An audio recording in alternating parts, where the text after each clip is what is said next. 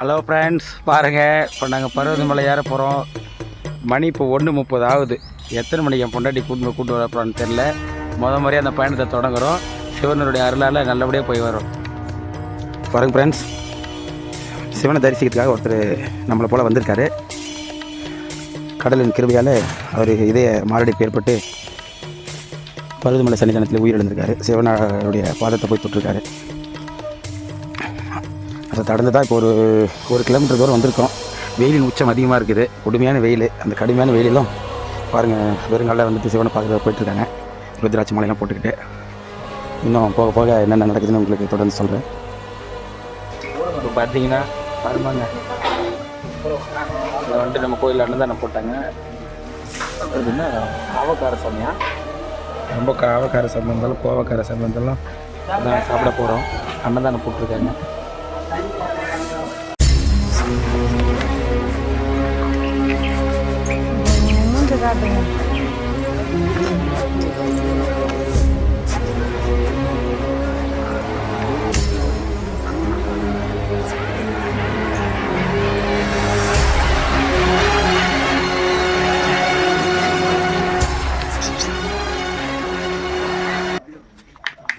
Hello friends, இங்கே பார்த்தீங்கன்னா முத உள்ள ஏறும் போதே வந்துட்டு ஒரு சிவனடியார் வந்துட்டு நம்ம விபூதி வச்சு ஆசீர்வாதம் அனுப்பிச்சு விடாது. அதனை தொடர்ந்து இப்போ நம்ம மேலே ஏறிட்டுருக்கோம். ஹலோ ஃப்ரெண்ட்ஸ், படிக்கட்டு பாதையை வந்துட்டு ஏற ஆரம்பிச்சிட்டோம். கோல் ஊனி பயணம் தொடங்கிடுச்சு. பாருங்கள், ஃபுல்லாக வந்துட்டு தினமும் மழை பேஞ்சு அருமையாக பச்சை பசைன்னு வழி நடுக்க எவ்வளோ கடுமையான ஹீல். என் மனைவிலாம் இப்போவே வந்துட்டு மூச்சு வாங்குது. சிவபெருமானே என்னப்பா எப்படியே மேலே கொண்டு போய் வரணும்னு நினைக்கிறேன். அப்படி நீங்கள் செங்குத்தாக இருந்தால் எப்படிங்க ஏறுறது? அந்த காலத்தில் இப்படி தான் வடிவமைச்சு வச்சுக்கிறாங்க. பாருங்கள், உங்களுக்கு யாருன்னா தொப்பை குறைக்கணும்னு நீங்கள் ஆசைப்பட்டீங்கன்னா இதெல்லாம் ஒரு மருத்துவம் தாங்க. பாருங்கள், எல்லாமே மூலி தான். அது இருக்காரு பாருங்கள், அவரை பார்க்க நம்ம போகிறோம். நம்ம கை காட்டுமாங்க.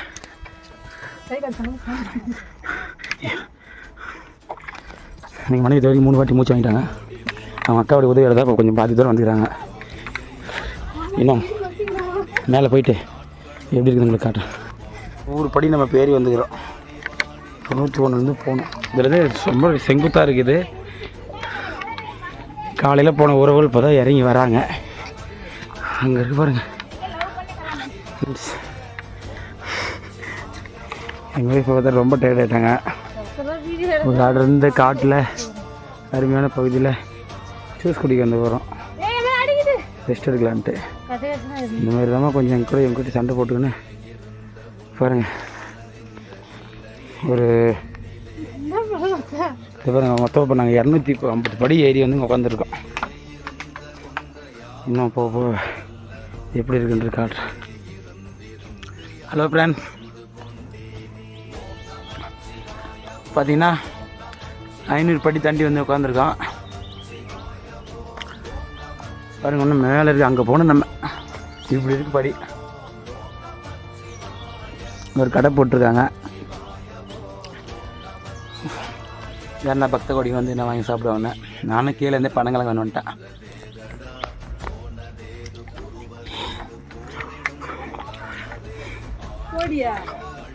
பாருங்க. ஹலோ ஃப்ரெண்ட்ஸ், இப்போ பார்த்தீங்கன்னா ஃபுல் டயர்டாகிட்டு காஞ்சனா வந்து படுத்துட்டாங்க. இன்னும் இவ்வளோ படிக்கிட்டு இருக்குது. 800 படிக்கிட்டு ஏறி இருக்கோம். இப்போவே சுஸ்தாயிட்டாங்க. இன்னும் என்னென்ன பாறையாக இருக்குது. ஹலோ ஃப்ரெண்ட்ஸ், இப்போ நம்ம 1263 படி மொத்தம் வந்து ஒரு வழியாக படி ஏறி முடிஞ்சு வந்துட்டோம். இனிமே இந்த மாதிரி மலைப்பாதையில் தான் நம்ம ஏறணும். அதுக்கு நம்ம முதல்ல தயாராகிக்கலாம். காஞ்சனா போகலாமா? ஏல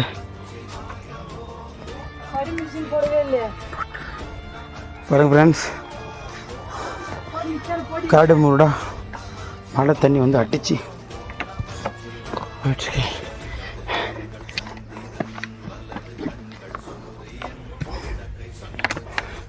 பருவதமலைக்கு நானும் போகிறேன் அப்படின்னு சாதாரணமாக யாரும் வந்துடாதீங்க. சிவனுடைய அருளும் பக்தியும் மன தைரியம் இருந்தால் மட்டும்தான் இந்த பாருங்கள் இதுமாரி ஓம் நமச்சி வாங்கி போட்டு அங்கங்கே இருக்குது பாறை. இதெல்லாம் யாருன்னா வழின்னு சொல்லுவாங்களா? ஆனாலும் அவர் பார்க்குறதுக்காக இவங்க தான் சித்தர்ன்னு சொல்லுவாங்க. நமக்கு அங்கங்கே வந்து வழி காட்டுவாங்க.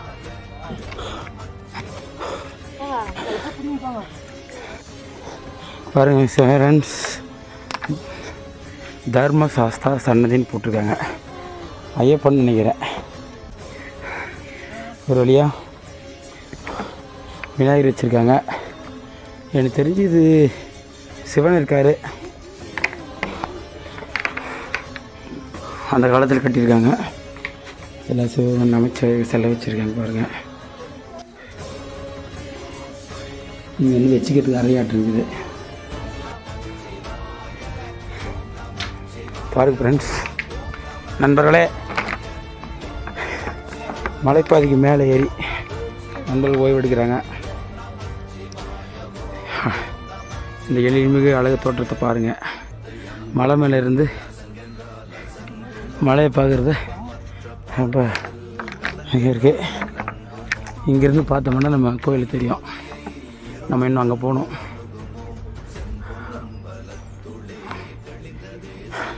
இருக்காங்க அங்கே வந்துட்டு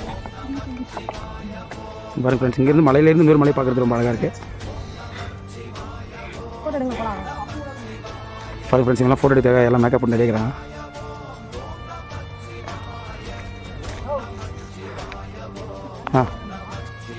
பாருங்கள் ஃப்ரெண்ட்ஸ், வள்ளி முருகன் தெய்வானை, அப்புறம் ஐயப்பன் இருக்கார். அங்கே பார்த்தீங்கன்னா விநாயகர் இருக்கார். இது சிவபெருமான். மூஞ்சளவு ஓரளவு ஏறிட்டோம். இங்கே பாருங்கள், இதில் எப்படி ஏறுறது? கல்வழி, முள்வழி, மலை வழி, பாறை வழி, எல்லாம் மழை பெஞ்சதுன்னா இங்கே பாருங்கள் இப்படி இருக்குது. தொடர்ந்து நம்ம கூட வர காமாட்சி தான் முழுசாக ஏறுறாங்க. ரொம்ப டயர்டாயிட்டேங்க. ஒரு ஆய் சொல்லு காமாட்சி, பார்த்துப்போம்மா. இதே எடுக்கண்டா ஃப்ரெண்ட்ஸுக்கு ஒரு கடை இருக்குது. இவ்வளோ மேலே போகணும் நம்ம. இன்னும் இவ்வளோ தூரம் வந்து கூட கொஞ்சம் பரவாயில்ல. இப்போ ரொம்ப கடினமாக இருக்குது. வாழ்க்கையில் ஒரு தடவையாச்சும் மலையை நம்ம ஏறணும். பாருங்கள் எவ்வளோ தாழ்வாக இருக்குது. இப்போது முன்பகுதி காட்டுறேன். இவ்வளோ நெட்டு குத்தாந்தா எப்படி ஏறுதுன்னு நீங்களே பாருங்கள். ஏற ஒரு ஏறிட்டு தான் இருக்காங்க பக்தர்களே. இதுக்கு முன்னாடி வந்துட்டு இது படியா இல்லை என்ன போக்குன்னே தெரியல. அமைச்சிருக்காங்க, எதன் அடிப்படையில்னு தெரியல. பாருங்க கடப்பாறையா கம்பி வச்சு அடிச்சிருக்கு. ஆனால் அப்பயும் ஏதோ எடுத்துகிட்டு போயிட்டுருக்கு. மழையின் அரிப்பு காரணமாக இது என்னன்னு தெரியல. பார்த்தீங்கன்னா ஃப்ரெண்ட்ஸ், 3600 அடி இது வரைக்கும் நம்ம ஏறி இருக்கோம். 4800 அடி கொண்ட இந்த மலையில் நம்ம 3600 அடி ஏறி இருக்கோம். இன்னும் 1600 அடி மேலே போனோம். இங்கே பாருங்கள், இங்கேருந்து நம்ம ஊர் எப்படி தெரியுதுன்னு. நம்ம ஒரு ஆய் சொல்லுங்க. உங்கள் காமாட்சி அம்மா, அவங்க தான் தங்கச்சி. இவங்களை இழுத்துன்னு வரத்துக்குள்ள இங்கே பாருங்கள். நம்ம என்ன சொல்கிறோம், சிவனுக்கு முன்னாடி எல்லாருமே வந்து தூசுன்னு சொல்கிறோம். அதை நீங்கள் நம்ப மாட்டீங்க. இங்கே பாருங்கள், கீழே வந்துட்டு இந்த புள்ளியே தெரியுது இல்லைங்களா? இதுதான் என் சொத்து உன் சொத்துன்னு சொல்லி நம்ம அடித்து மாயிறாங்க பாருங்கள். அது அவருடைய பார்வைக்கு நம்ம எல்லாம் தூசிங்கன்றதுக்காக தான் இந்த ஜாதி, மதம், வீடு, சொத்து, வரப்பு இதெல்லாம் நம்மளுக்கு வெறும் கல்லுக்கு அனுப்புங்க இப்படி இருக்குது.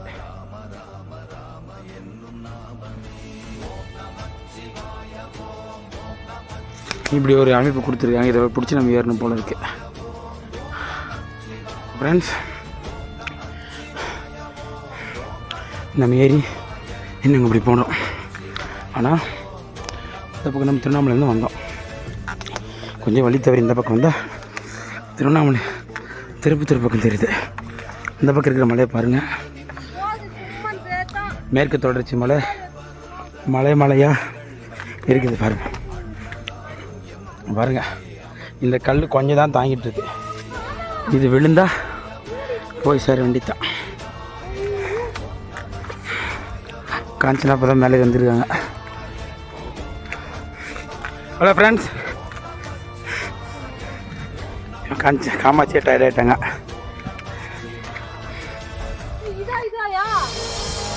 பாருமா ஃப்ரெண்ட்ஸ், பாருங்கள் நம்ம கடப்பாறை யார போகிறோம்.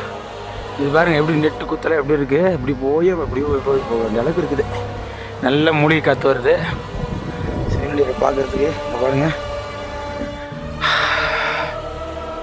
ஒரு செம பிரீத்திங்காக இருக்குது. வாழ்க்கையில் ஒரு முறையாவது வந்துருங்க. பாருங்க, சிவனுடைய வேலும் முருகருடைய வேலும் இருக்குது. முதல் படி எடுத்து வச்சு கிளம்ப போகிறோம். ஓம் நமச்சிவாய். இப்படி தான் இதை பாரு பிடிச்சிட்டு போகிறதா தான். இங்கே பாருங்கள் எந்த அளவு அடிச்சிருக்காங்க. இதை வந்துட்டு நம்ம 2 கையில் பிடிச்சி தான் ஏறணும். ஆனால் எங்கெங்க கேட்குறாங்க. ஹாய் ஃப்ரெண்ட்ஸ், பாருங்க இன்னும் இதுதான் மலையுடைய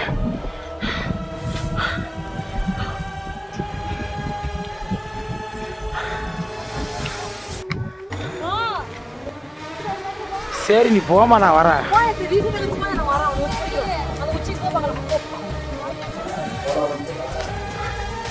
ஹாய் ஃப்ரெண்ட்ஸ்,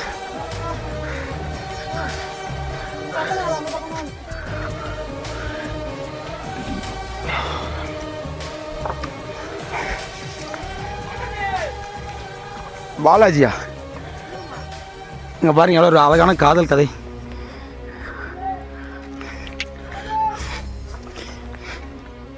வணக்கம்டா மாப்பிள்ள, பருவத மலையிலேருந்து பாண்டியன்டா. பாரு பின்னாடி மாதிரி மலை இருக்கு. இங்கே பாருங்க கோயில் அங்கே இருக்குது. நம்ம இன்னும் அங்கே போகணும். போயிட்டு மேலே போயிட்டு உங்களுக்கு சொல்கிறேன். இப்போ பார்த்தோம்னா இங்கே பாருங்கள், மேலே வந்து ஒரு ரெஸ்ட் எடுத்துகிட்டு எப்படி ஆபத்தான கட்டத்தில் தான் கட்டியிருப்பாங்க. இங்கெல்லாம் எப்படி கொண்டு வந்திருப்பான்னு பாருங்கள். பாருங்கள், தொங்கு மாலை போல் தொங்கிட்டுருக்கு.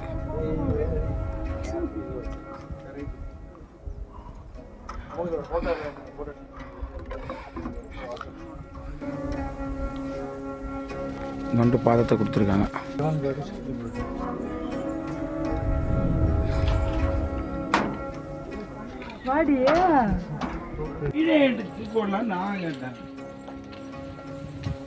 எப்படி கிசா காஞ்சினா இப்போ மேலே ஏறி வரது நல்லா ஈஸியாக்குதா? திருப்பி வருவியா?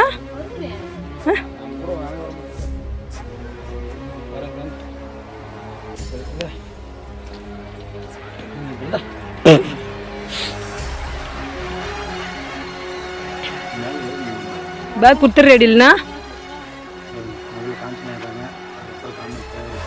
பாருங்க ஃப்ரெண்ட்ஸ், கடைசியில் பாருங்க இதில் தான் ஏறணும்.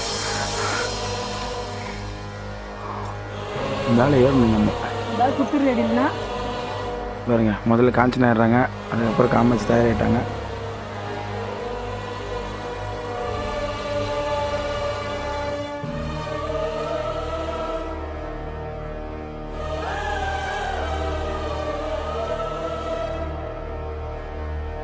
நான் மேலே வந்துட்டு இப்போ வந்துட்டு ஓய்வு எடுக்கிறாங்க.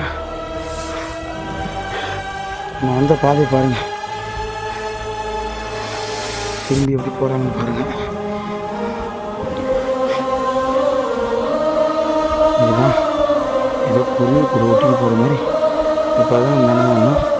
இதெல்லாம் போகணும். இங்கே தெரிஞ்சு பாருங்கள், இதெல்லாம் நம்ம நடந்து வரணும். இது இங்கே ஒரு கோயில் இருக்குது. இங்கே தான் நம்ம அண்ணன் சாப்பிட்டோம். இது நடந்து வந்த பாதை. இடி தாங்கி வச்சுருக்காங்க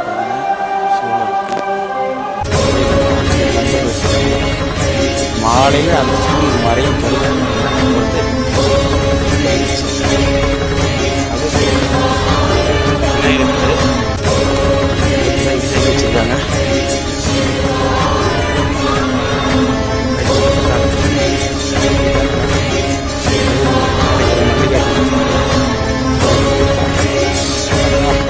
ஹாய் சொல்லுங்க.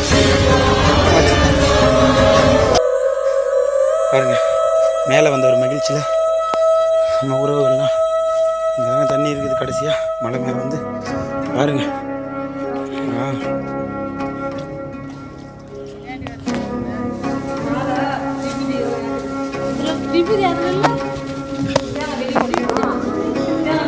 சித்தர்கள்லாம் வாழ்ந்த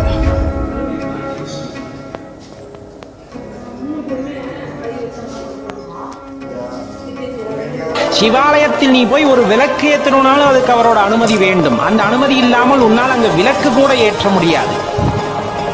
பல ஜென்மங்களில் புண்ணியம் செய்த ஒருவரால் தான் சிவாலயத்தில் சென்று விளக்கு ஏற்ற முடியும், சிவநாமம் சொல்ல முடியும், சிவாலயங்களை புனரம். அம்மையும் அப்பனும் தந்ததா இல்லை ஆதியின் வல்வினை சூழ்ந்ததா?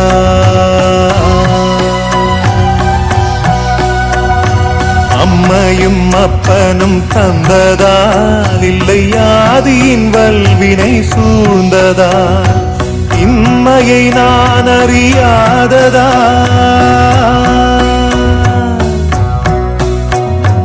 இம்மையை நான் அறியாததா? சிறு பொம்மையின் நிலையினில் உண்மையை உணர்ந்திட பிச்சை பாத்திரம் ஏந்தி வந்தேன் ஐயனே என் ஐயனே. பிச்சை பாத்திரம் ஏந்தி வந்தேன் ஐயனே என் ஐயனே.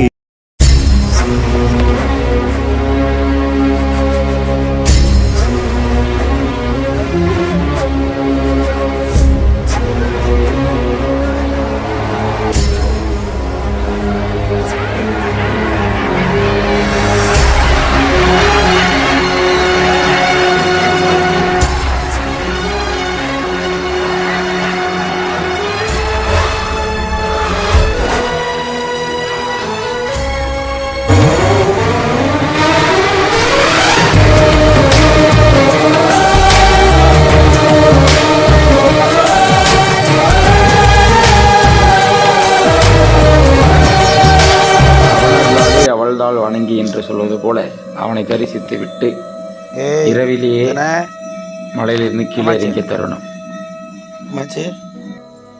போயிடுவோமா? ஹலோ ஃப்ரெண்ட்ஸ், இப்போ நாங்கள் சாமி தரிசனம் பார்த்துட்டு இறங்கி இந்த நைட்டில் போயிட்டுருக்கோம். முன்னாடி காமாட்சி வழிகாட்ட காஞ்சினா பின்னாடி போயிட்டுருக்காங்க. நாங்களும் கூட பின்னாடி போகிறோம். ஒரு நல்ல ஒரு அற்புதமான ஒரு பயணம்.